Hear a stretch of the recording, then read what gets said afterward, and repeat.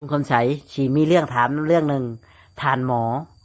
สีรอดบ่หรือบ่รอดโย่บ่รอดแหล้วคันเป็นบาดนี่เป็นเนี่ยไดโย่เป็นบาดนี่แหละมื้อเช้าอีกเทื่อโย่มีแต่ถ้าตายแล้วหมดบุหรี่บ่เช้านั่นแหละ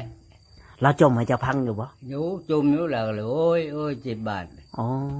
เราเจ็บบาดเจ็บแผลแม่ล่ะเจ้าอีตนเราอยู่บ่โอ้ก็ไอ้ต้นนั่นแหละใช่คือว่าคือเก่านานดีเลย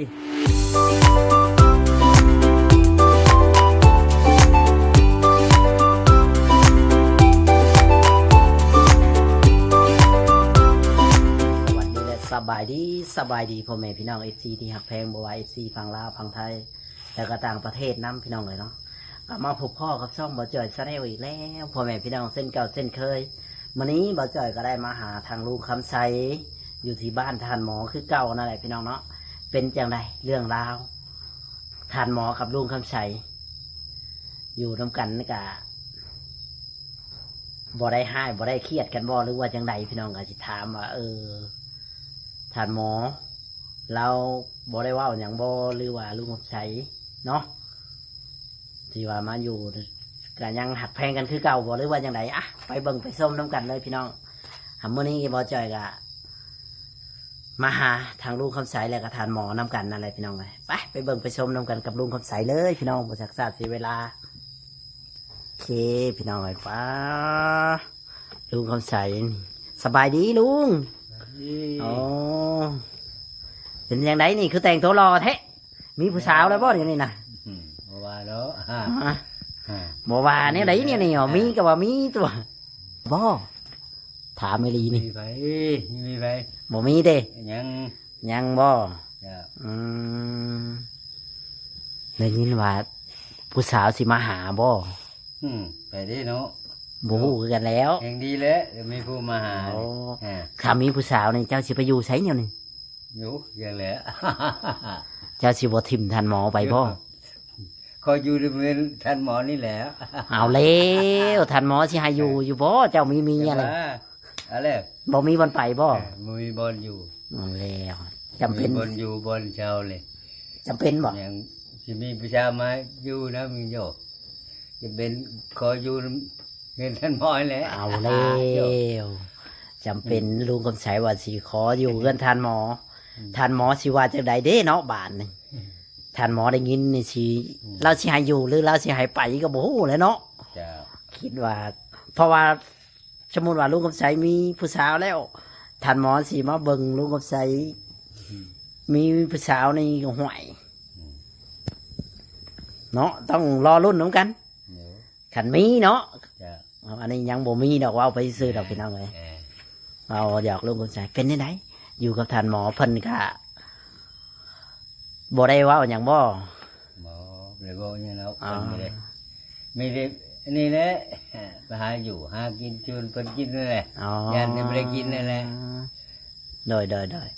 ก็เพิ่นก็บ่ได้ว่าอย่างเนาะก็หาอยู่หากินนำกันมีหยังก็กินข้าวน้ำก็สิหมดแหละเท่านี้ก็อุ่นก็เย็นชวนกันกินพาท่านหมอไปขออยู่วัดบาทนึงกล้าบ่เจ้า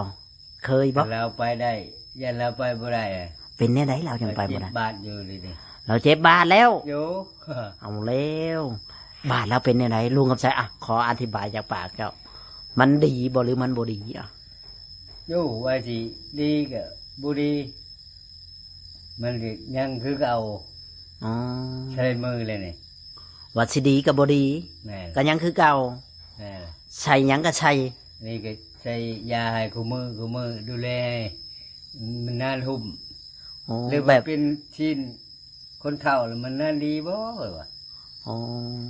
คือมันเปื่อยตื่มบ่หรือว่าแนวใดหรือว่าบ่ได้เปื่อยมันก็แห้งอยู่มันนานดีนะเจ้ามันก็บ่ได้เปื่อยมันหักแบบว่ามันบ่ดีเบิ่งมื้อนี้ก็ยังคือเก่าเบิ่งมื้ออื่นก็ยังคือเก่าโอ้มันเป็นแบบว่าเป็นบาดกายบ่เขาเอิ้นหรือว่าในใดนะโย่ไทยเดือนแหละท่านเอาถามตรง คิดว่าเราสีดีบ่หรือว่าแนวใดอะถามจากปากลุงคำใสเป็นคนที่ดูแลบาดแผลเรา แล้วคิด เอาแบบ50-50ดีหรือบ่ดี ดีก็เฮิงนั่นแหละชินคนเฒ่าเพื่อมันโป่งมันยังยาทึกนี่แหละจึงดี ขันยาบ่ถึก อันยาบ่ทึกนี่อยู่นั่นแหละ บ่ดี บ่ดี อ๋อยาบ่ถึกคือว่าบ่ดีลุงคำใสคิดว่าแบบนั้น เดี๋ยว คันบ่ดีนี่สีตุยหรือบ่ตุย มีดิไปองค์หมอให้เพิ่นปาดเพิ่นนั่นไม่เนี่ยคูดยัง อ๋อ ใช้ยาให้ไหม้ไปแล้ว สมมุติอ่ะ มันจึงดี แค่สมมุติเด้ออย่าว่าอย่างฉันอย่างที่ขอโทษ FC หลายๆเนาะสมมุติว่าทานหมอ เป็นบาดเป็นแผลใหญ่นี่ไผสิมาดูแลเราอ่ะ เจ้ายังสิอยู่กับเราอยู่บ่หรือว่าเจ้าสิหนีจากเราอ่ะขอถาม โอ้ จากปากเจ้าตรง เท่ามันอยู่บ่ได้บ่แล้วแค่จริงนี่อันนี้ก็ดิ ๆอืม เพราะการทำนี่ก็อยู่อยู่แล้วเบิ่งอยู่แล้ว คำนี้ก็เบิ่งแย่งกันไป แม่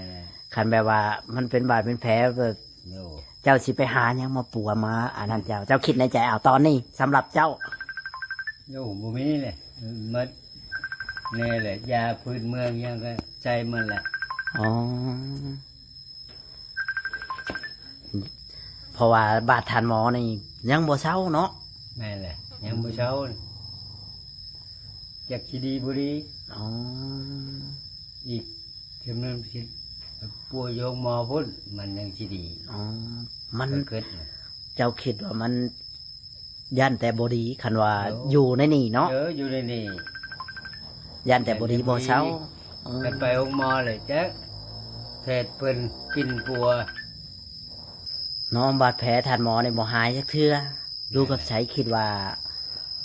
ถ้าเฮาบ่ปัวนี่มันสิเป็นแนวใดทานหมออ่ะคันเฮาป้าไว้แบบนี้น่ะ อยู่มันสิ กินเข่าวบ่มันสิเปื่อยไปบ่หรือว่าแนวใด มันสิอยู่บ่ได้บ่แล้วมันเจ็บมันยังเลย อืม กับปัวบ่ดีเลย คันเฮาบ่ได้ปัวบ่ทัน แม่นแหละบาดมันเป็นบาดกายแหละ อื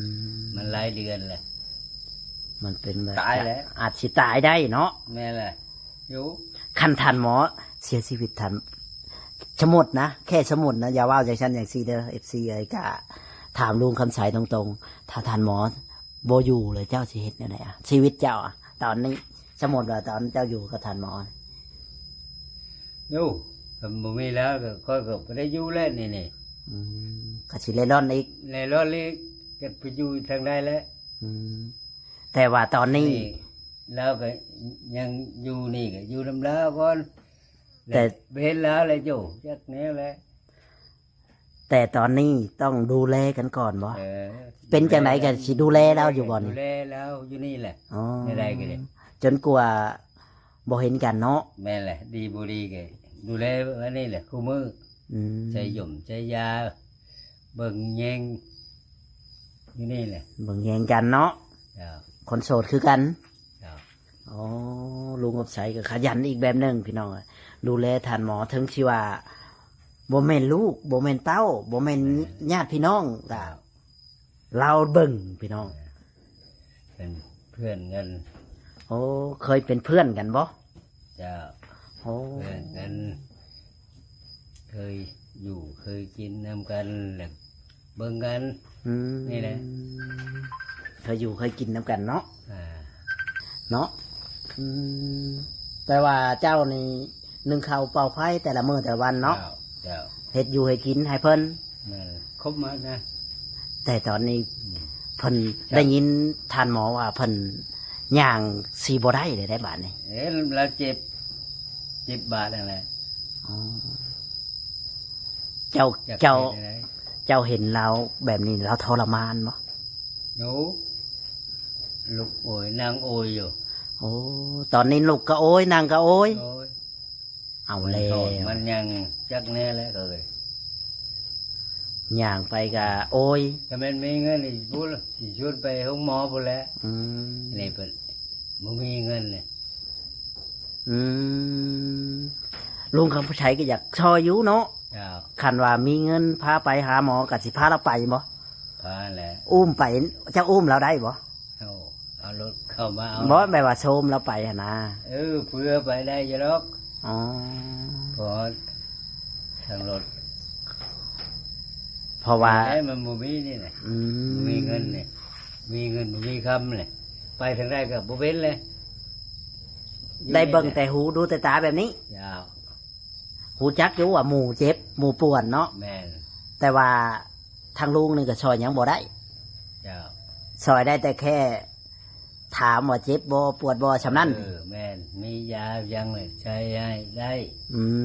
มบ่ได้ขี้เดียดบ่ได้อันนั้นหยังบ่ บ่ อ๋อสุดยอดพี่น้องไอ้ลุงกบชัยถือว่าสุดยอดเพิ่นก็ดูแลคนเคยดูแลไผแหน่เจ้าเคยดูแลในชีวิตเจ้าตอน บ่มี บ่มี ผู้ชบพ่อว่านี่แหละหากกับผู้ชบ พบพ่อ พ่อว่านี่แหละ ทานหมอคนเดียวนี้ แม่น เอาแล้วพี่น้องบ่อยากเสือก็ต้องเสือเพราะว่าลุงคำใสก็เป็นคนดีอีกคนหนึ่งพี่น้องที่ว่าดูแลทานหมอด้วยจิตใจบ่ได้คิดหยังแม่นบ่ บ่ได้คิด บ่ได้คิดว่าอย่างชั้นอย่างซี่ เจ้า มีอยู่บ่ทานหมอจมให้เจ้าแต่ละเถื่อมีบ่ บ่ บ่มี แล้วไปจม อ๋อ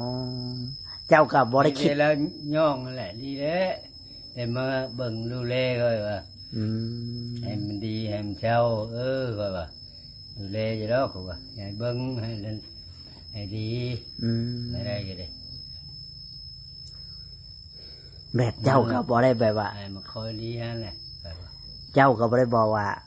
โอ้เฮาเมื่อยได้จังซั่นอย่างซี่เจ้าเคยเว้าบ่ บ่ บ่เคยเว้าอีก บ่ เพิ่นใช้ก็ต้องเฮ็ด แม่นแหละ อ๋อแบบว่าเฮ็ดด้วยหมู่เพื่อนเนาะบ่ได้ว่าเอาเป็นคนสอกคนใช้อย่างซั่นอย่างซี่ด้วยหมู่ด้วยจิตใจ เจ้า เฮ็ดด้วยจิตใจบ่ได้คิดหยัง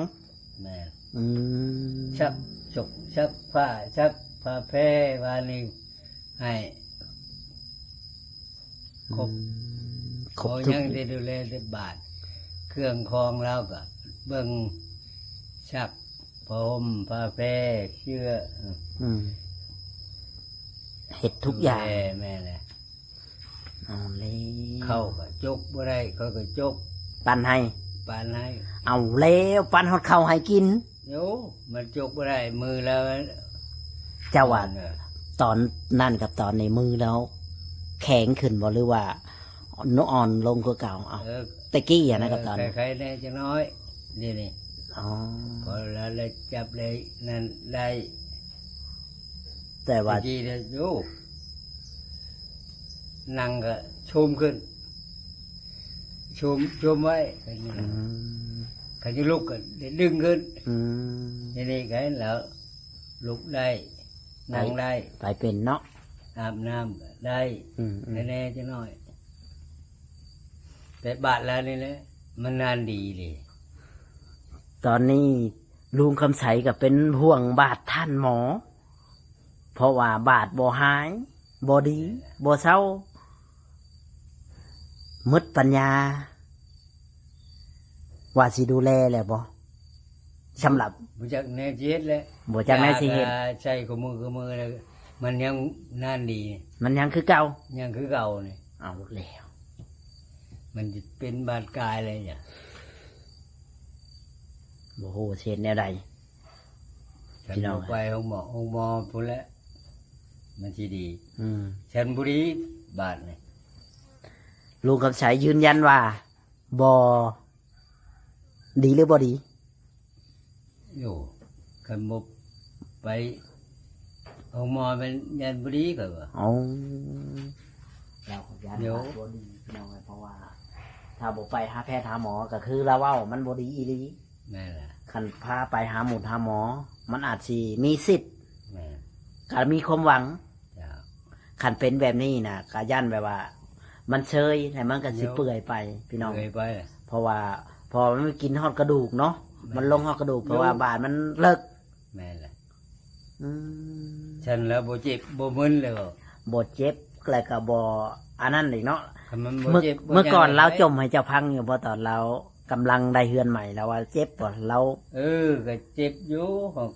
ชวนน้อยบ่ ตัวน้อย แต่คือตอนนี้ได้จ้ะ ตอนนี้แล้ว เจ็บแห้ง เออ เจ็บแห้งบา อ๋อ ด ตอนนี้เราเจ็บ ยัน แฮ เนี่ย ง บาดนี่บ่ดีเลย อื ว่ะ มเรายัน ตา บาย ดบ่ แล้ ดี วล่ะว่ะฮะ แล้วลุงคำใส ตายปะเฮือนแหละโอ้ก็ว่าจะตายแล้วก็สิค่อยอยู่ไปเด้วันนี้เนาะว่า อืมลุงคำใสก็เลยเว่าอย่างสั้นว่าสิตายลุงคำใสที่อยู่น้ำผู้ใดพี่น้อง คือว่าและเราจมยันบาดเราบดีเราว่าสิตายแล้วสิอยู่น้ำผู้ใด เอ้า ลุงคำใสคิดว่าเพื่อนถ้าว่าเพื่อนบ่อยู่เลยลุงคำใสสิเอาจังไดในชีวิตลุงคำใส จากแนวนั้นนี่ จากแนวคือกัน เจ้า